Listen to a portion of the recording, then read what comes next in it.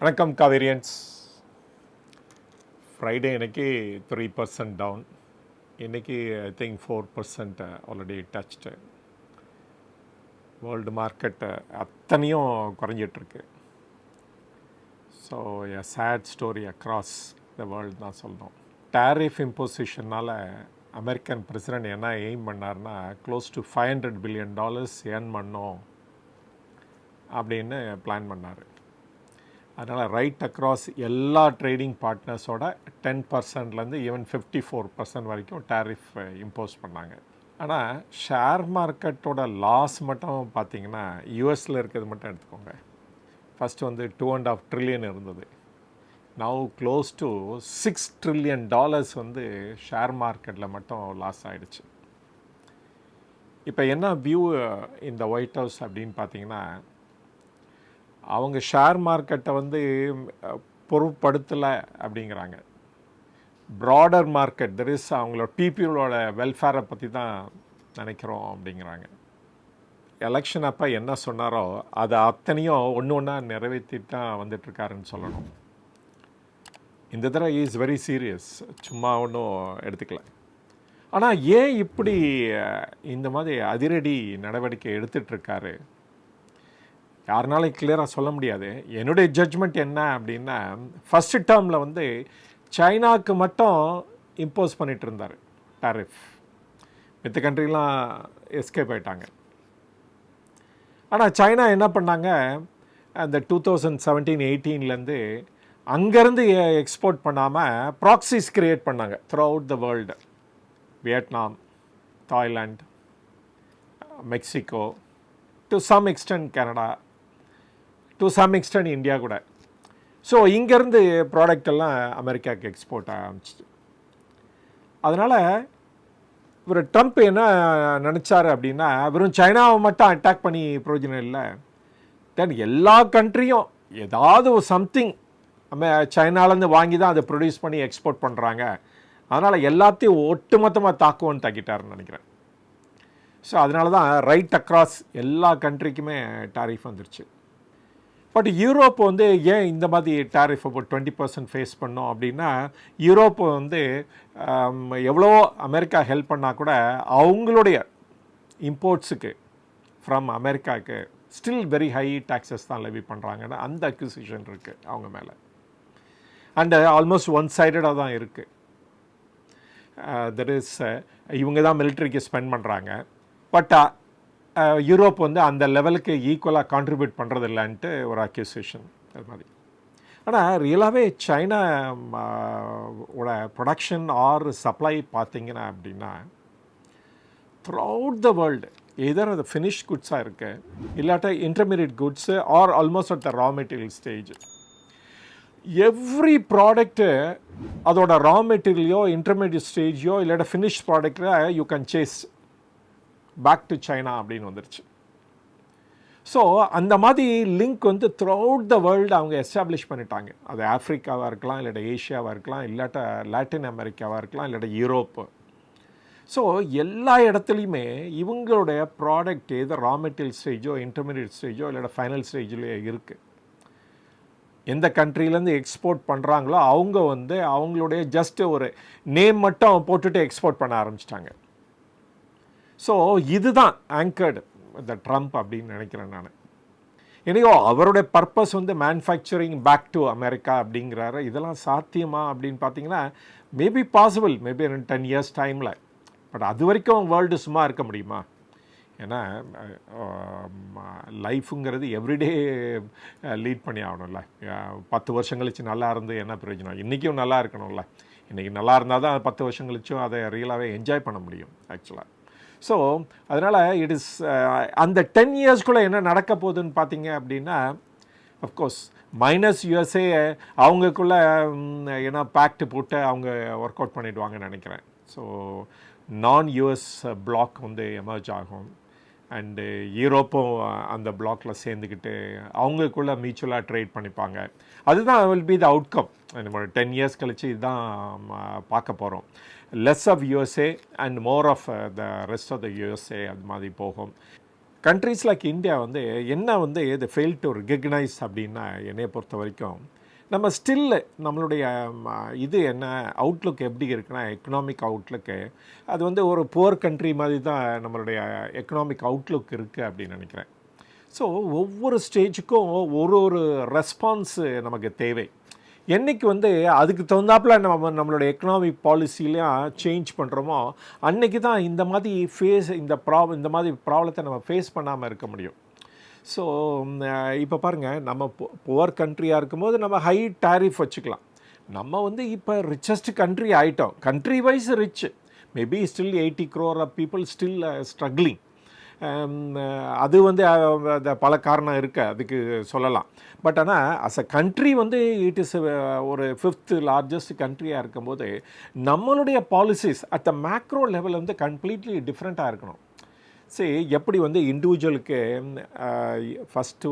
First stage வந்து earning மணி, தென் அதை preserving that money, அப்புறம் மல்டிப்ளிகேஷன் இருக்க மாதிரி கண்ட்ரிக்கும் அதே மாதிரி தானே சொல்லணும்.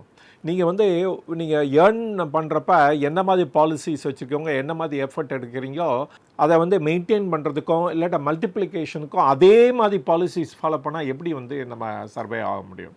Of course not only India, the entire Asia வந்து இன்றைக்கி சஃபர் ஆகிட்டுருக்குன்னு தான் சொல்லணும் நம்ம. ஸோ நம்மளுடைய பாலிசிஸ்லாம் எப்படி இருக்குது, ரெகுலேஷன்ஸ் எப்படி இருக்குது, ஹையஸ்ட் இன்ட்ரெஸ்ட் ரேட் 6.25%. ஸோ 6.5% மோர் தென் 2 years அப்படியே மெயின்டைன் பண்ணிகிட்ருக்கோம். இப்போ 0.25% குறைச்சிட்ருக்கோம் நம்ம. அண்டு பாருங்கள், ஸோ அப்புறமேலு வாட் அபவுட் சிஆர்ஆர் பார்த்திங்கன்னா, ஒரு பேங்க்குக்கு இவங்களுடைய பணத்தை ஆர்பிஐட்ட கொடுத்து திருப்பியும் ஆர்பிஐட்டேருந்து அட் 6.5% அது மாதிரி வாங்கிட்டு லென் பண்ணால் எப்படி வந்து இந்த பேங்க் வந்து சக்ஸஸ்ஃபுல்லாக இருக்க முடியும்? எப்படி வந்து அவங்க வந்து டேக்கிள் பண்ண முடியும்? இந்த NBI issues and other things, இல்லாட்டா லெண்டிங் டு தி கார்ப்பரேட்ஸ்லாம் எப்படி கேரி அவுட் பண்ண முடியும்? ஏன்னா உங்களுடைய காஸ்ட் ஆஃப் ஃபண்டே ரொம்ப ஹையாக இருக்கும்போது எப்படி அந்த லெண்டிங் வந்து லோவராக இருக்கும்? த லோவஸ்ட்டு லெண்டிங் ரேட்டில் கொடுத்தா தான் அந்த இண்டஸ்ட்ரிலாம் வில் ப்ராஸ்பர், அவங்களும் வந்து பாரோ பண்ண முடியும். ஸோ நம்மக்கிட்ட நிறைய வீக்னஸ் இருக்குது, இதெல்லாம் நம்ம செட்ரைட் பண்ணால் தானே. ஸோ இப்போ கூட ஆர்பிஐ இஸ் பிளானிங் ஃபார் 0.25% அப்படின்னு தான் சொல்லணும் நம்ம. பட் ஆனால் இந்த லாஸ்ட் டைமே 0.5% குறைச்சிருக்கணும். இப்போ தான் அந்த இதை டார்கெட்டே ரீச் பண்ண போகிறாங்க. அண்ட் அதே சமயத்தில் சிஆர்ஆர் வந்து 4% தேவையா? அட்வான்ஸ்டு கண்ட்ரீஸ்லாம் அங்கே CRR, take the case of America, அங்கே சிஆர்ஆர் எஸ்எல்ஆருங்கிறது கொஸ்டின்லாம் கிடையவே கிடையாது.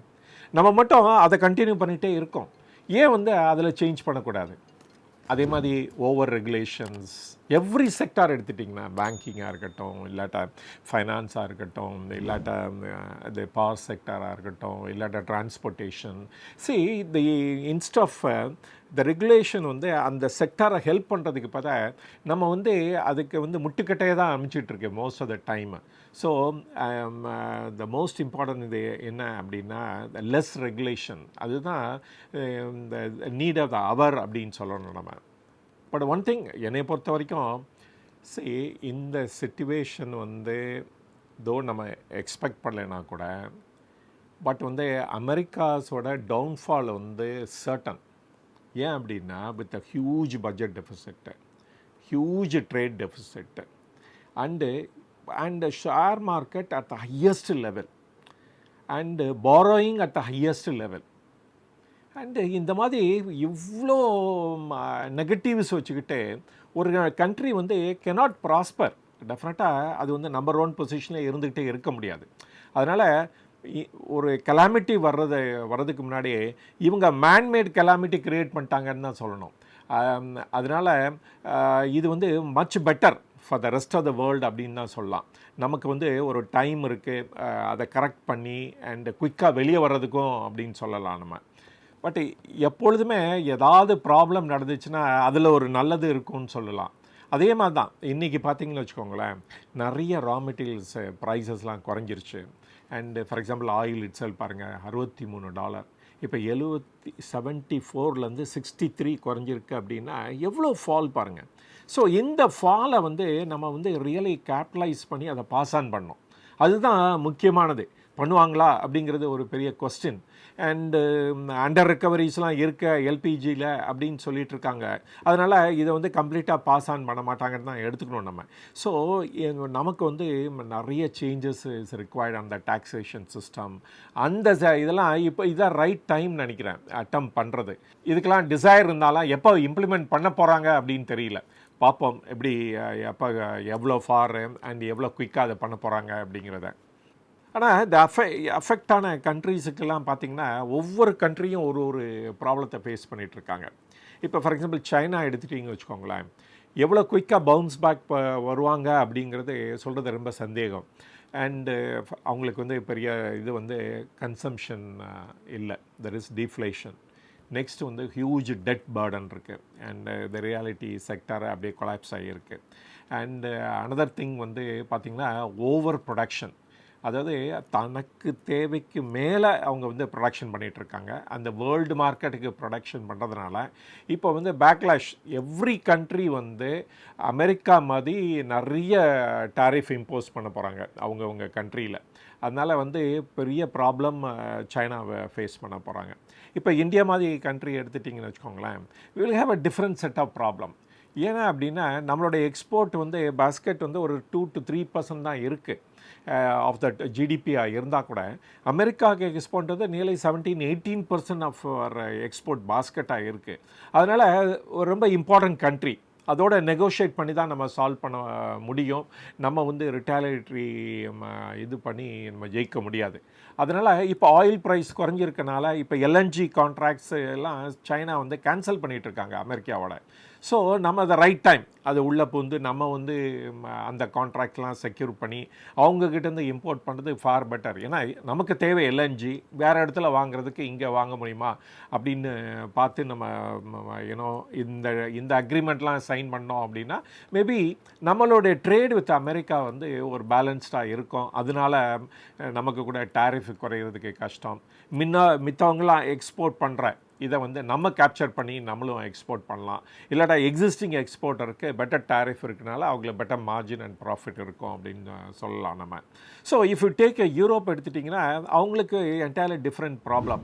ஏன்னா அவங்களுக்கு வந்து ஒரு தியேட்டர் ஆஃப் வாரில் தான் இருக்காங்கன்னு சொல்லணும். இது ரஷ்யா வந்து ரஷ்யாவும் யுக்ரைன் வாரும் கண்டினியூ ஆகிட்டுருக்கு. இப்போ மிலிட்ரி சப்போர்ட் அமெரிக்காவிலேருந்து வரப்போகிறதில்ல. ஏற்கனவே ஏஜிங் பாப்புலேஷன் ஆல்சோ. ஸோ அப்புறம் அமெரிக்கா வந்து அவங்களுக்கு ஒரு சைஸபிள் மார்க்கெட்டாக இருந்துச்சு.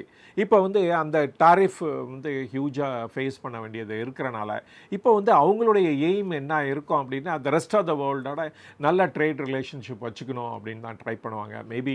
And Europe as a bloc வந்து இமீடியட்டாக லைக் இந்தியா மாதிரி கண்ட்ரியோட அக்ரிமெண்ட் சைன் பண்ணுறது இன்னும் குயிக்காக நடக்கும்னு எதிர்பார்க்கலாம். இப்போ ரெஸ்ட் ஆஃப் த ஏஷியா எடுத்து பார்த்திங்கன்னா இப்போ தாய்லாந்து, வியட்நாம், இல்லாட்டா சவுத் கொரியா, ஜப்பான் இந்த மாதிரி கண்ட்ரீஸ்லாம் பார்த்திங்கன்னா அவங்களுக்கு டிஃப்ரெண்ட் செட் ஆஃப் ப்ராப்ளம் இருக்குது. ஜப்பான்கிட்ட நிறைய ரிசோர்ஸ் இருக்கிறனால அவங்க போய் அமெரிக்காலேயே ஃபேக்ட்ரி ஆரம்பித்து அவங்க வந்து சம் ஆஃப் த ப்ரொடக்ஷனை வந்து ஃப்ரம் ஏஷியாவிலேருந்து ஷிஃப்ட் பண்ணி அங்கே கூட எடுத்துகிட்டு போக முடியும். அண்டு சவுத் கொரியாவும் இன்ஸ்டாஃப் அந்த வியட்நாமை யூஸ் பண்ணி செல்ஃபோன் மேனுஃபேக்சர் பண்ணுறதுக்கு பார்த்தா அவங்க வந்து மேபி வந்து இந்தியாவில் வந்து நிறைய பாசிபிலிட்டி இருக்குது. ஏன்னா அவங்களுக்கு ஏற்கனவே ஒரு ப்ரொடக்ஷன் சென்டர்ஸ் இருக்கிறனால மேபி இந்தியாவை யூஸ் பண்ணி ஏன்னா அந்த டாரிஃப் குறைக்கிறதுக்காக இந்தியாவை யூஸ் பண்ணி நிறைய எக்ஸ்போர்ட் பண்ணலாம். ஆனால் சவுத் கொரியா வந்து இந்த மாதிரி ஆப்ஷன் அவைலபிள் அவங்களுக்கு. So in case of Thailand, Vietnam அந்த மாதிரி கண்ட்ரீஸ்லாம் ஒரு ப்ராக்ஸியாக இது வரைக்கும் செயல்பட்டாங்க சைனாக்கு. அண்டு இப்போ வந்து அந்த சிச்சுவேஷன் வந்து ரியலி த்ரெட்டன் நாவ். ஸோ மொரோவர் அவங்களுடைய எக்ஸ்போர்ட் பார்த்திங்கன்னா வியட்நாம் எடுத்துட்டிங்கன்னா 30% ஆஃப் த எக்கானமி வந்து எக்ஸ்போர்ட் பண்ணிகிட்ருக்காங்க தட் டு அமெரிக்காவுக்கு. ஸோ அவங்க வந்து சிவியர் ப்ராப்ளம் ஃபேஸ் பண்ண போகிறாங்க. லைக் ஃபார் எக்ஸாம்பிள் சிங்கப்பூர் எடுத்துட்டிங்கன்னா it's a purely trading nation. So அப்போ வந்து குளோபல் ட்ரேட்லேயே ஒரு பெரிய செட்பேக் வரப்போ சிங்கப்பூர் மாதிரி கண்ட்ரீஸு நிறைய ப்ராப்ளம் ஃபேஸ் பண்ண போகிறாங்க. தி ப்ராப்ளம் வந்து அக்ராஸ் த வேர்ல்டு இருக்குது, நம்ம மட்டும் தனியாக சஃபர் பண்ணல. ஸோ இப்போ வந்து trade among the rest of USA வந்து இன்க்ரீஸ் ஆகும் அப்படி தான் எடுத்துக்கணும். பட் ஆனால் இந்த ப்ராப்ளம் மீண்டு வர்றதுக்கு டைம் ஆகும். ஸோ அது வரைக்கும் ஷேர் மார்க்கெட் இதே மாதிரி நெகட்டிவில் தான் இருக்கும் அப்படின்னு நான் ஃபீல் பண்ணுறேன். மேபி ஒன் டே ரைஸ் ஆகலாம், அகெயின் ஒன் டே ஃபால் ஆகலாம். இந்த மாதிரி சிச்சுவேஷன் தான் நம்ம பார்க்க போகிறோம். ஆனால் ட்ரம்ப் சொன்னதில் ஒரே ஒரு இது தான் எனக்கு புரியவே இல்லை. American people are poor or nearly they are suffering. நான் வந்து I want to bring back prosperity அப்படின்லாம் சொல்கிறாரு. பட் வந்து அப்போனா பார்த்தா நம்ம இந்தியாலாம் கம்பேர் பண்ணால் என்ன ஆகும்? ஸோ எப்படி அவர் புவர்ன்னு சொல்கிறாருன்னு தெரியல. மேபி ஒரு 30% ஆஃப் த பாப்புலேஷன் வந்து புவராக இருக்கலாம். அண்டு பட் புவர்னா என்ன? அப்படி ஒரு $45,000 குறைச்சி earn பண்ணால் தான் அவங்க கண்ட்ரியில் கன்சிடர்ஸ் புவர். ஸோ அந்த ஸ்டாண்டர்டை இங்கே அப்ளை பண்ணி பார்த்தீங்க அப்படின்னா அப்போ இந்தியாவில் இருக்க அத்தனை பேரும் புவர் தான். ஒருத்தர் கூட ரிச்சுன்னு சொல்ல முடியாது. மேபி ரிலையன்ஸ் அம்பானியும் அதானியும் தான் அந்த லிஸ்ட்லேருந்து எஸ்கேப் ஆவாங்கன்னு சொல்லலாம். ஸோ இந்த ட்ரம்ப்போட வியூ வந்து அக்செப்ட் பண்ணவே முடியாது ஆக்சுவலாக. வாலண்ட்ரிலே அவங்க வந்து மேனுஃபேக்சரிங் ஆக்டிவிட்டியை அவங்க தான் அமெரிக்காவிலேருந்து மித்த பிளேஸுக்கு ஷிஃப்ட் பண்ணாங்க. எப்படி அப்படின்னா அவங்களுடைய சேல்ரி வந்து இன்க்ரீஸ் ஆகிட்டே போயிட்டு இருந்தது. அப்போ என்ன ஆக போகுது? தென் நேச்சுரலி அவங்களுடைய ப்ரொடக்ஷன் வந்து காம்படிட்டிவாக இருக்காது. அண்ட் ரெஸ்ட் ஆஃப் த வேர்ல்டில் வந்து அந்த லெவலுக்கு வந்து சேல்ரி இன்க்ரீஸ் ஆகிட்டே போகலை, or the production cost increase ஆகிட்டு போகலை அப்படின்னு தான் சொல்கிறோம். அப்போ நேச்சுரலி அப்போ ப்ரொடக்ஷன் சென்டர் எங்கே சீப்பாக இருக்கோ அங்கே இடத்துக்கு ஷிஃப்ட் ஆகிட்டு தான் செய்யும். ஸோ அவங்க வந்து இன்டர்னலி அவங்க பார்க்கணும், இப்போ வந்து அதை கரெக்ட் பண்ண முடியுமா எனக்கு தெரியல. So it's very tough. And correct பண்ணோம் அப்படின்னா 1 or 2 இயர்ஸில் இதெல்லாம் பண்ண முடியாது. Maybe it will take decade நினைக்கிறேன். ஸோ பார்க்கணும் எப்படி வந்து ட்ரம்ப் வந்து இதெல்லாம் டேக்கிள் பண்ண போகிறாரு அப்படின்ட்டு. ஆனால் ஒன் திங் ரொம்ப கிளியர், எனி கண்ட்ரி வந்து அமெரிக்காவோட நெகோஷியேட் பண்ணணும்னு நினச்சா, அது இந்தியாவாக இருக்கட்டும் சைனாவாக இருக்கட்டும், அங்கேருந்து ஒரு ரெஸ்பான்ஸ் வரலை அப்படின்னு தான் வேரியஸ் மீடியாவில் வந்து நம்ம பார்க்குறோம். ஸோ அப்படி இருக்கப்ப எப்படி வந்து நம்ம வந்து ஒரு பயலாட்ரல் அக்ரிமெண்ட்டு இந்த ஷார்ட் பீரியட் ஆஃப் டைமில் என்ட்ரு பண்ண போகிறோன்னு தான் தெரியல. ஸோ இதே ப்ராப்ளம் மித்த கண்ட்ரியும் ஃபேஸ் பண்ணுவாங்கன்னு நினைக்கிறேன் நான். ஸோ அதனால் டஃப் டைம் அஹெட் அது மட்டும் சொல்லிக்கலாம். அண்ட் அதனால் இருக்கிற மணியெல்லாம் நம்ம ஃபிக்ஸட் டெபாசிட்லேயே போட்டு வச்சுக்கிட்டு இப்போ சாம அங்கே இருக்குது அதில் என்ன ஒரு ரிட்டர்ன் வாங்கிட்டு இருக்கிறது தான் பெட்டர் இந்த சிச்சுவேஷன் அப்படின்னு சொல்லலாம். ஸோ தி April 2 வந்து ரியலி பேட் டே ஆகிடுச்சு. இது கண்டினியூ ஆகும் at least for another few months time அப்படின்னு தான் சொல்லணும். அண்ட் இது வரைக்கும் இந்த வீடியோ பார்த்ததுக்கு ரொம்ப நன்றி. மீண்டும் சந்திப்போம். வணக்கம்.